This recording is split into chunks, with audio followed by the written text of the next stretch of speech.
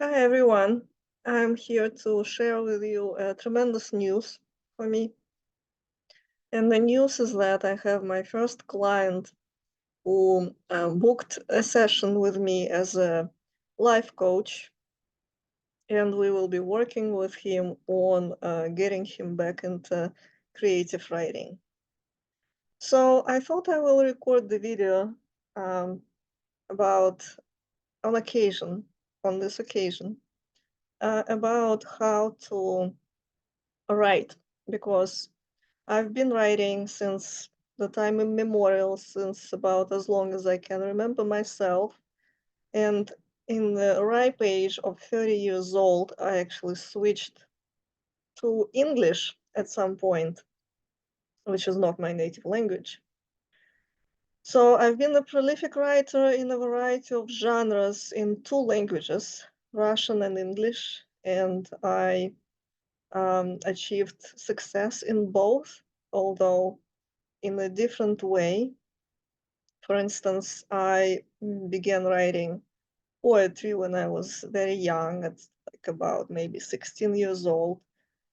And I've continued and I published and I wrote several novels in Russian, which were also published in the literary event of the times called thick journals, thick literary journals, which meant that these journals, which are actually accessible in most big university libraries in the United States, these journals were specifically devoted to literature, and they were not peer-reviewed per se, so you didn't get the reviews on your writings, but they were very rigorously edited by people who were working full-time most of the times in those journals.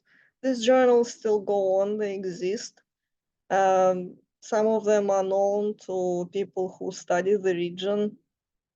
For instance, in my case, those journals were the friendship of the peoples, which is Дружба народов, New World, which is Новый мир, October, Октябрь, Moscow, Moskva, and so on.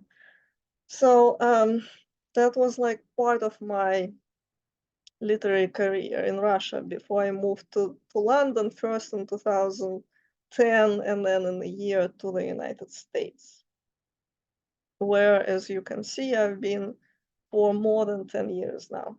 So I began learning English as a writer, as somebody who would want to use it for my creative writing purposes when I was already, old enough, which is in the age when, according to most, probably it's not possible to master the language to the degree that you can write fluently in it. So it was when I was 30 years old, as I said. And of course, I studied English in school, but my proficiency was not as good. I couldn't write in it. I couldn't really read fluently in it. But of course, when I went to live first in the Great Britain and then in the United States, I made it a goal for myself to learn the language very well. So I began writing in English, and at first I was also writing in poetry. And poetry, for you to write in the language that is not your own, it's a very forgiving genre, because you can write whatever and still claim it's great as long as you feel like it. Of course, it can all be objectively be shit, so to say, but nevertheless,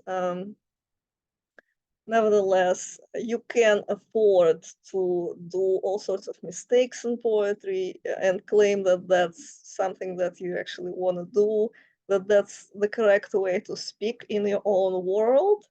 So my early poetry, I know there was a lot of mistakes in terms of articles, which are some of the most complicated part in the English language for the native Russian speaker and for the native speaker of many Slavic languages, because they don't have, or most of them at least, or the ones that I know have some understanding of, they don't have articles. So it's really difficult for us to master the definitive and indefinitive articles in English, and that's what we struggle with the most, probably.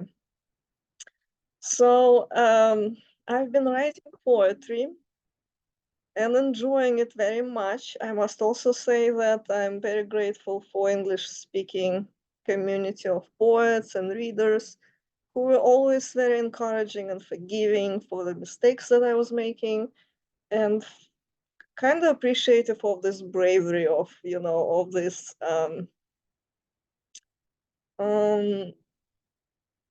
of this ability, of mine to like post spontaneously poetry, knowing that I'm making mistakes, but still post it. Because of course, as adults, it's much more difficult for us to make mistakes as adults and as than it is for us as children. As children, we can forgive ourselves, but as adults, we want to be perfect. We want to never make any mistakes.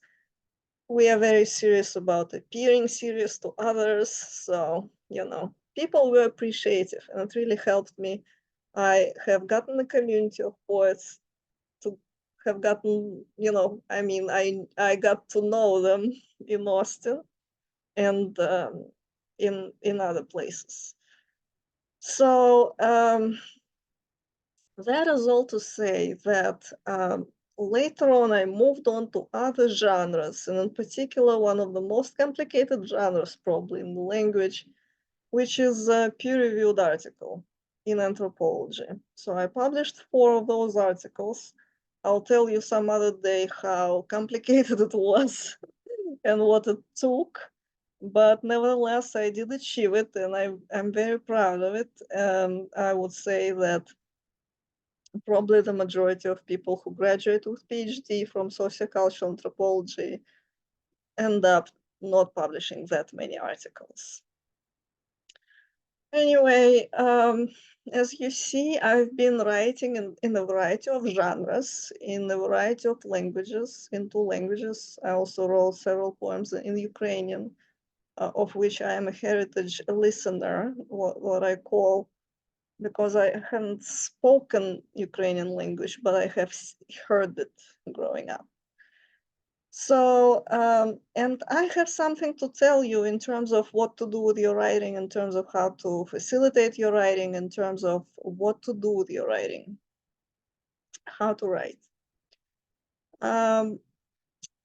I would say that one of the most important things here, and of course the list of advice and tips can be endless here, but one of the most important part is to allow yourself to write. This is something I've been telling to my students in creative writing school online that I'm leading in my group, and that is what I was telling to my students for whom I TA'd at the University of Texas at Austin. You have to allow yourself to write.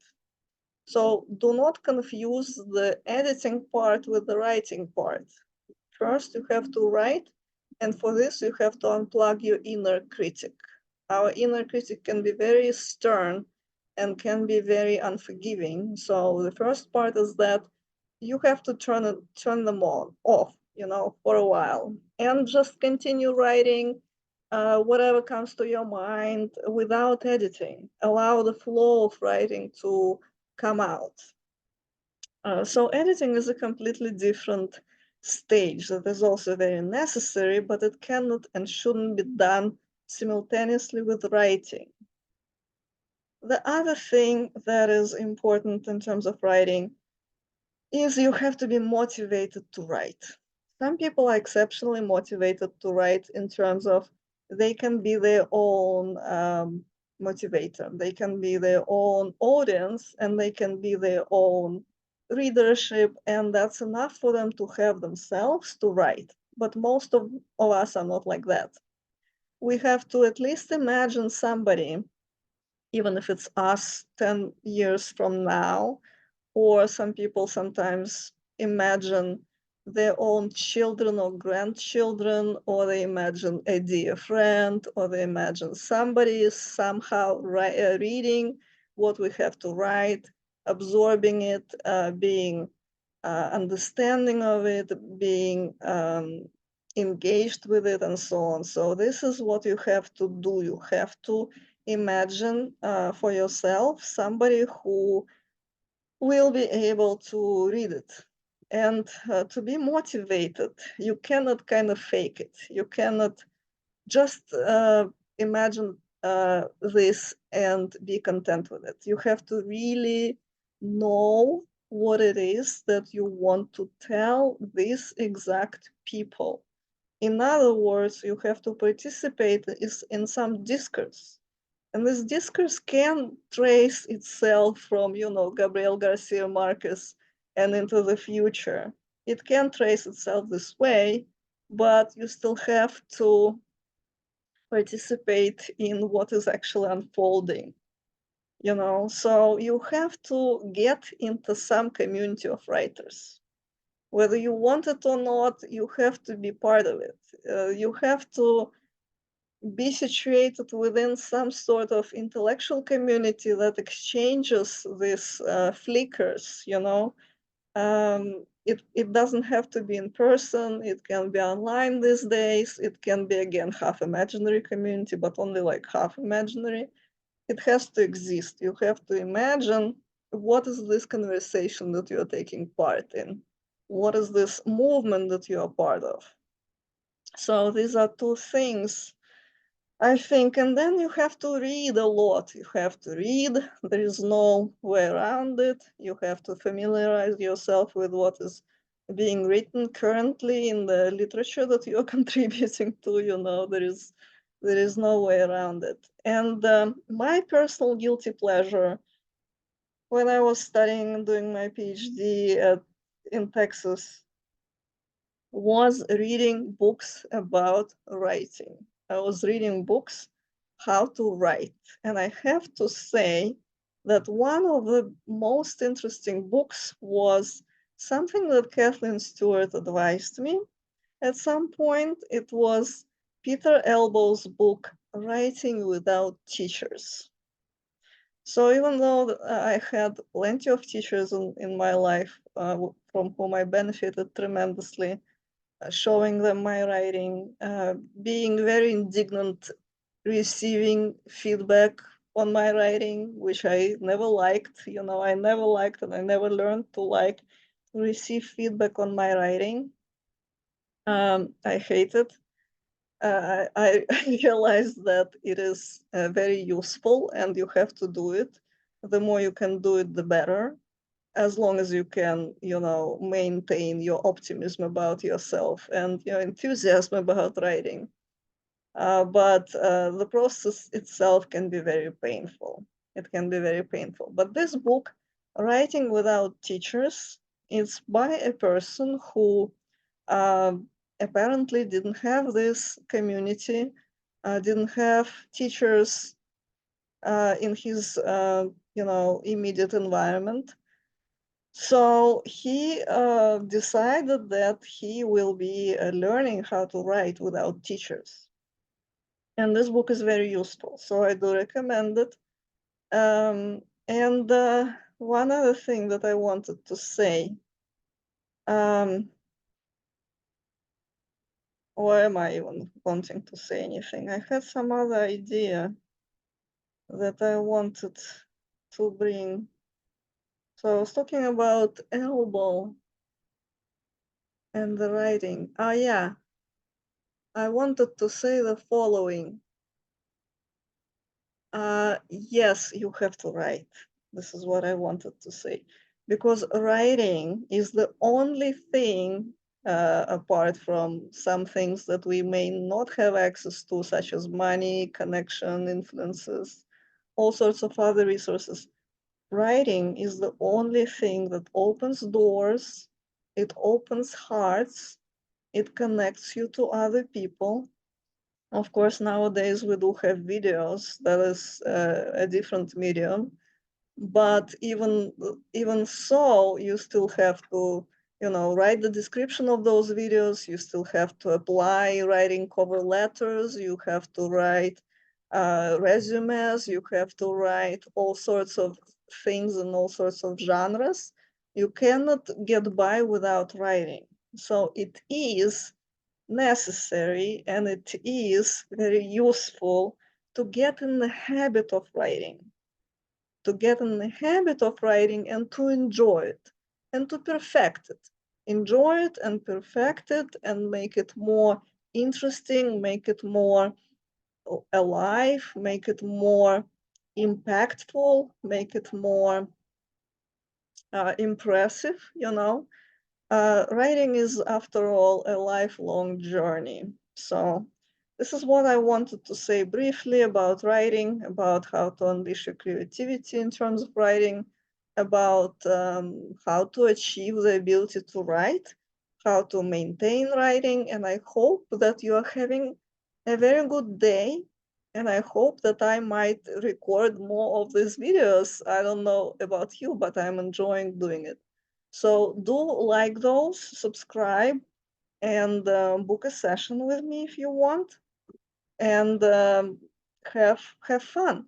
Have fun.